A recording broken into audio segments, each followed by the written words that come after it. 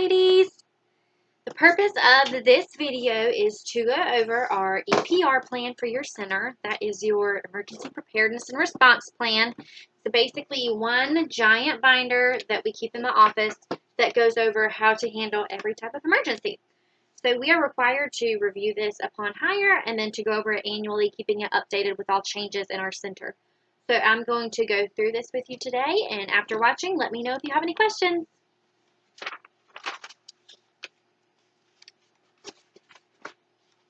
The book begins with giving us a list of all of the emergency contacts we may ever need. This includes anything from fire, police, EMS, poison control, to our health consultant in the area, our licensing consultant, our health department, mental health services, anything of that nature. So if you were to ever need one of those contacts, feel free to ask or find the binder in the office, and it is all in there for you. We also have all of the utility companies that we use at this center, such as our electrician, our water. It's really it for this center. We don't have any gas. We also have information on our insurance company, the carpenter we typically use, the person who typically fixes our air conditioning, heat, plumbing issues, anything like that. That's all located in this book. All right. Sorry, there's a lot to flip through. The book contains a floor plan, and within that floor plan, you are able to see where our files are located, where our fire extinguishers are located, our exits, our shelter-in-place areas, tons of things. Basically, if you needed to know where you go for a certain drill, this lets you know.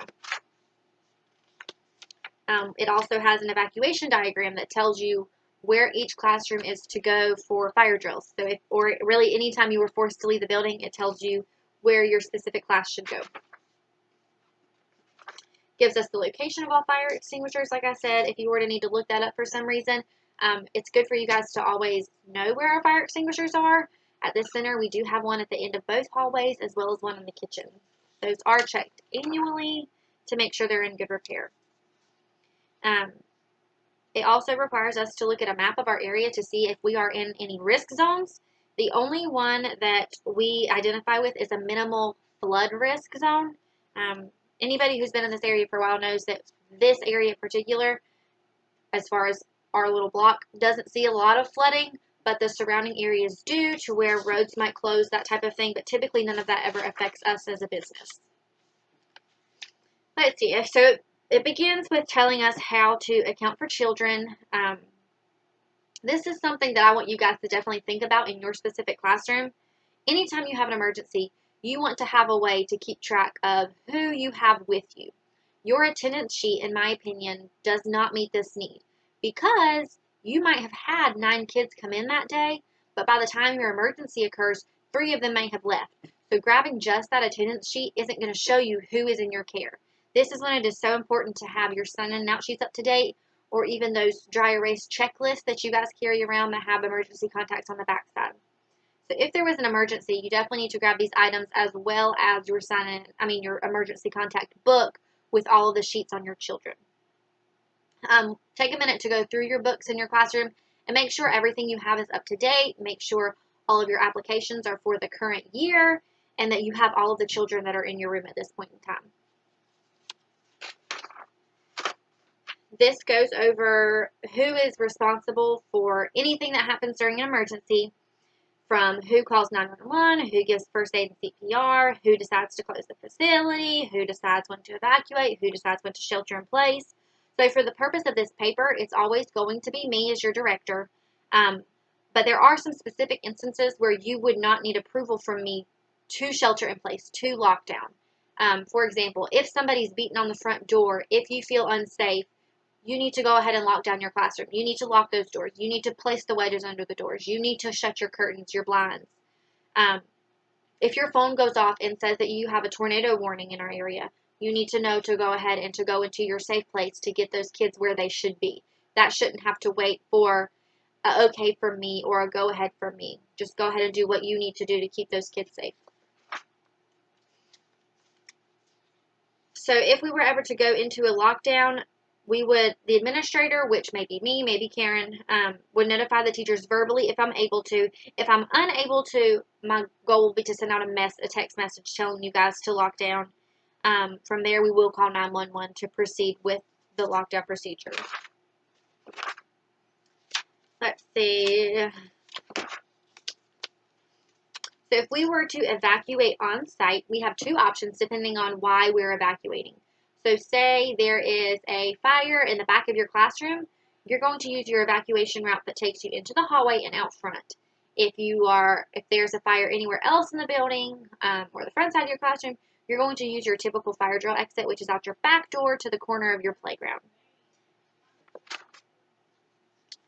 If we were to have to evacuate outside of our facility, outside of our parking lot, we do have a neighborhood location. For us, it is right across the street. It used to be the Make It Personal building. Now a different company has bought it out.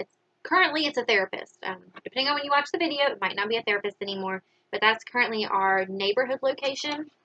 If we had to leave our neighborhood, which is basically anywhere in walking distance, we would go to Tillery Academy. And then if we had to leave the town, because we are considered Albemarle, we would go to Oakboro to Quality Child Care Development Center. Anytime you evacuate, you want to make sure you have those emergency contacts, like I said. Karen or myself would be responsible for grabbing the EPR plan because that would definitely go with us as well. But you guys would grab your emergency contacts that has all of your children in it. I encourage all teachers to create a ready-to-go kit in their classroom. This kit would have stuff that's developmentally ready for your kids. So in a 1-year-old room, 2-year-old room, you would definitely want some diapers, pull-ups, wipes, probably some snacks, a bottle of water, quiet stuff such as maybe some board books, things that you could give them in an emergency, maybe a little bag of toys, just random stuff that you could grab with you in an emergency. Say we had to randomly run into the closet because of a tornado. This would help meet the needs of your kids while you were in there. Your older kids, obviously you're not really going to need the diapers, pull-ups, that kind of thing, but you're going to need some water. You're going to need some snacks. You're going to need something to keep their hands busy because there's no telling how long you'll have to be in there. We do have a reunification plan in here that tells us exactly how to contact families to let them know if we've had to leave the premises, how they can pick up their child, that type of thing. Let's see. So then it goes in depth as to how to respond to specific events.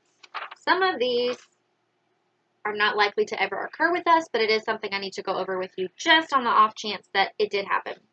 The first one is a bomb threat.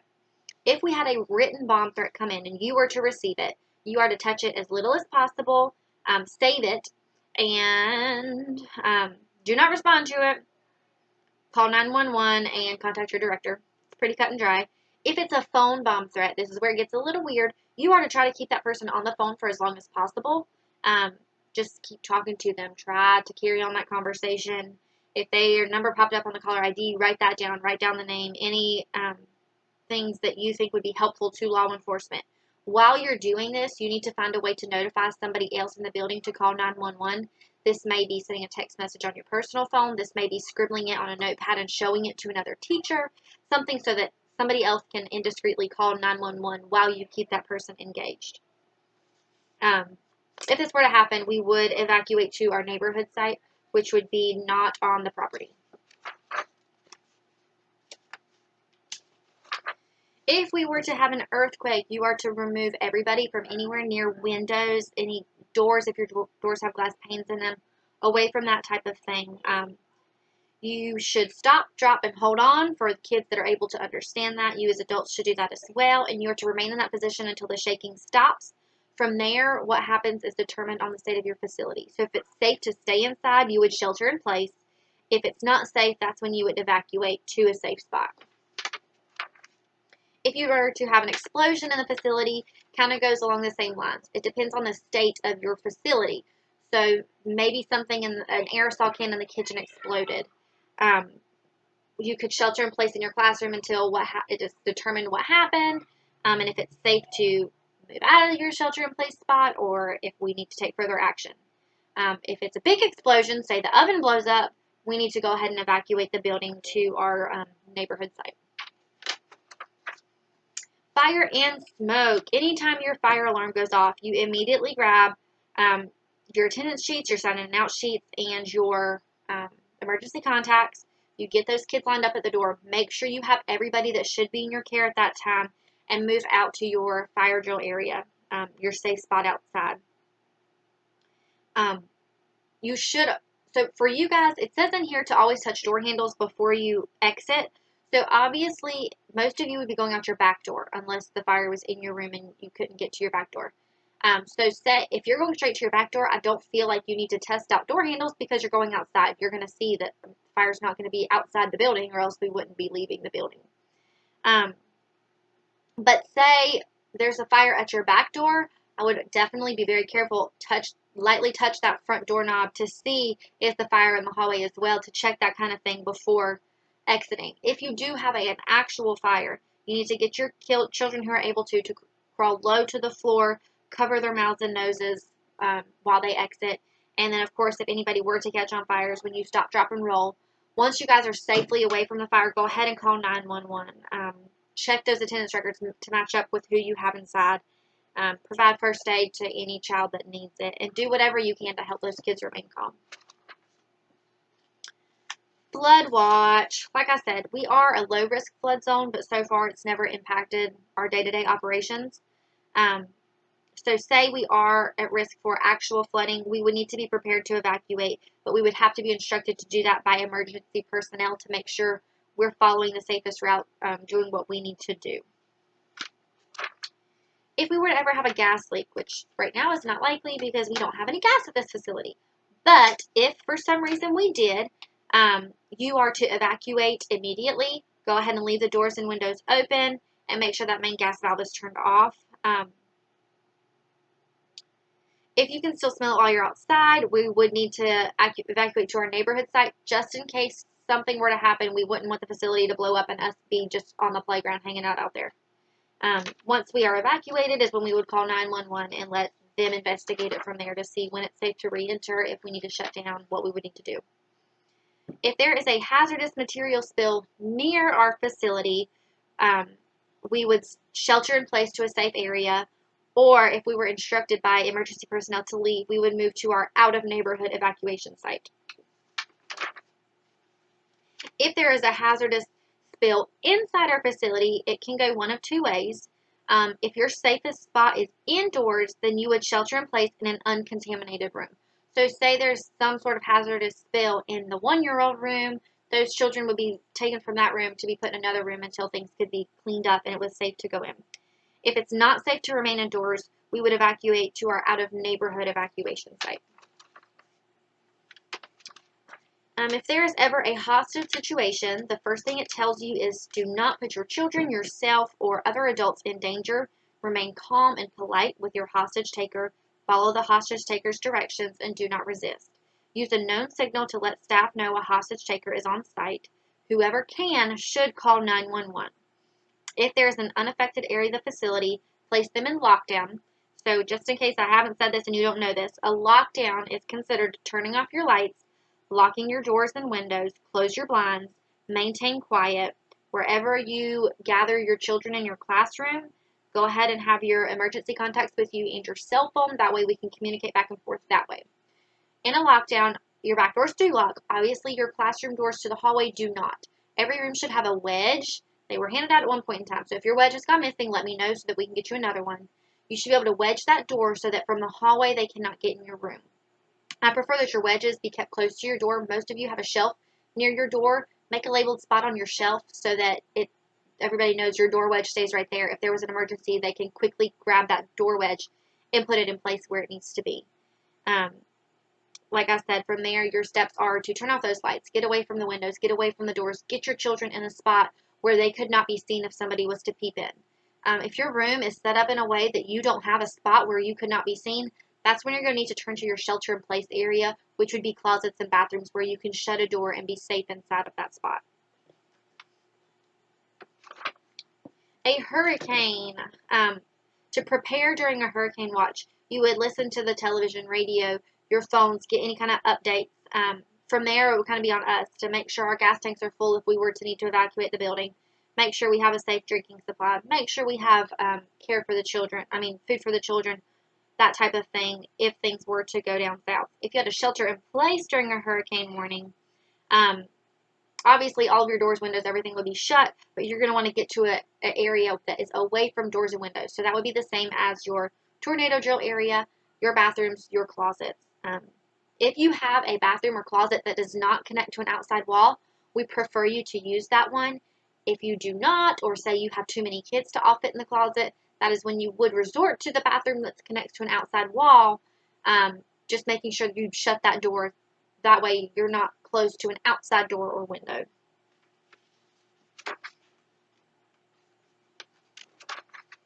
If there was an intruder, use a known signal to let staff know an intruder is on site and go ahead and call 911. Then you guys are placed on lockdown. If you were to have a landslide, be prepared to evacuate the neighborhood. This would be mandated by the news, EMS, people like that. That's not something that we would be able to determine when you evacuate due to a landslide. Loss of electricity. So obviously, if you lose power, your first step is act to restore the power. Check to see, did a breaker trip? Does a fuse need to be replaced? It even goes as far as make sure you paid your power bill. If none of that seems to be messed up, make sure I know so that we can see, do we need to contact the power company and see if there a pole down, somebody wrecked, that kind of thing. Adapt the environment to provide care for the children. Use a backup generator. That's usually Jerry's first step, is once the power goes out, he goes ahead and gets those generators out so that we can at least, whether it's keep AC going or keep some lights on or heat in when it's cold out. The fridges, there's different things that he looks for. Let's see. We serve food that does not require heating. As long as the facility is able to be kept between 64 and 85, we are fine with that, and as long as we still are able to offer water to the children. Loss of natural propane or gas, we don't really need to go over that because we don't have that. If we did not have a water supply, as long as we can provide water for the time being, we are fine. We do have to close the facility when water will not be restored for 1 hour or more. If a child ever goes missing, pay close attention to this, because God forbid this ever happens, I would want you to know how to respond appropriately. So your first step is to inform your director that a kid is missing. From there, you go ahead and alert other caregivers and teachers to account for the children in their care to make sure, okay, is it just one kid missing or do we have multiple kids that are not accounted for? From there, ask the caregivers to gather and keep together the other children that you do have. You're going to notify the family, notify the law enforcement, and provide a photo and all other information requested by the law enforcement. Once that has been done, you're going to start searching for the child. You're going to review activities from before the disappearance and retrace your steps. So if you had been on the playground 15 minutes prior, go check that playground. Go look in the tunnels. Go look under the slides. Make sure they're not hiding anywhere. Then you'll go search inside the facility. So your classrooms, bathrooms, closets, hallways. From there, you'll go outside, looking for any type of hiding places that a child could escape to. Search the vehicles. Make sure that child did not get into the parking lot and get in an unlocked car and shut the door and not know how to get out. And then if you do find the child, make sure you notify family and law enforcement immediately. If we were to have a nuclear emergency, we will evacuate immediately as instructed to do so by public health officials. If they do not tell us to evacuate immediately, we'll shelter in place until it's time to come out. If there's a potentially violent person, this would be treated just like an intruder. You're going to lock down, you're going to call 911. Rabid or dangerous animal. First of all, you're going to be in trouble for letting the rabid or dangerous animal inside. And from there, it'll be wherever the animal is will determine what happens next. So say it's loose in a classroom and we are able to shut that classroom off and take those children out, then we can stay sheltered in place inside until help arrives. If it's not able to be contained for some reason, say we have a venomous snake that can go under doors in the hallway, whatever, we will evacuate outdoors until somebody can get here to handle that inside. And obviously that's something we will call 911 for, to get wildlife, animal control, whoever out here to handle the problem. If you were to receive a threatening message, you would treat it much like the bomb threat. So if it's a written one, you're going to save it, touch it at least amount as possible, call 911, get that reported to them. If it's a message on the phone, you're going to report that as well. But if it's somebody that you're talking to on the phone, you're going to do just like the bomb threat. Engage in that conversation. Try to talk to them while you're discreetly getting somebody else to call 911 and get help on the way. And depending on what the threat is, you may need to evacuate the building. It depends on what they're saying they're going to do. Severe thunderstorm. Prepare during a severe thunderstorm. Alert your teachers, your fellow staff. Say, hey, the weather looks like we're about to get a big thunderstorm. Make sure you guys keep your phones on. Make sure you got your weather alerts on in case we need to do anything. Typically, the only thing you'd be looking at in a severe thunderstorm would be high winds, so you're going to want to have them away from your windows and doors. Power going out, that type of thing. So your worst case scenario there is looking at sheltering in place. And then if the power goes out for an extended amount of time, windows get busted out, that kind of thing, that's when we would have to start notifying families and shutting down. A tornado. This seems to be one of the actual most common ones in our area. So your way to prepare for a tornado watch, or for a tornado, is to look for those tornado watch alerts. This part always confuses me. I feel like with a tornado watch, you're watching a tornado, but it's actually reversed. A watch just means there are possible conditions for a tornado to form. So you're going to want to be on alert for that. If you know we're in a tornado watch, get your stuff together. Get stuff for a kit ready. Get a jug of water from the kitchen. Get some crackers. Get your emergency contacts in a bag. Throw some diapers. Throw some wipes in. That type of thing. Be ready in case we have to shelter in place. As soon as it turns into a warning, a tornado warning, that is when you would shelter in place. That would be your closets or your bathrooms. Every classroom has a designated area. We can go over that real quick. So in your 1-year-old room, you would do the bathroom or the closet. Either way works. I prefer the closet just because there's not doors from each side, so nobody could get sucked out one way or the other. Your closet would be your safest spot there. But say you have 12 1-year-olds and you don't all fit in the closet, that's when you could do the closet and the bathroom. In your 2s, you would start with your closet. If you fill up the closet and can't safely put anybody else in there, you would move to the bathroom. 3s, same way. Start with the closet. Closet gets full, go to the bathroom. And the pre-K school age room is the same way. Start in your closet. If the closet gets too full, then move to the bathroom. Opposite end of the hall, your 4-year-old room, exact same way. Start with that closet because it's not connected to an outside wall. If that gets full, then move on to the bathrooms. Once it's over, you're going to want to make sure everybody's accounted for and everybody's safe. Nobody needs first aid, anything like that. So that is all of the policies and procedures in this book. The other things we are required to keep in this book is emergency information on all staff. That's all of you guys were required to keep that updated in there, as well as all information on the kids that are up to date. So this includes their emergency contacts. It also includes any allergies or medical information they may have.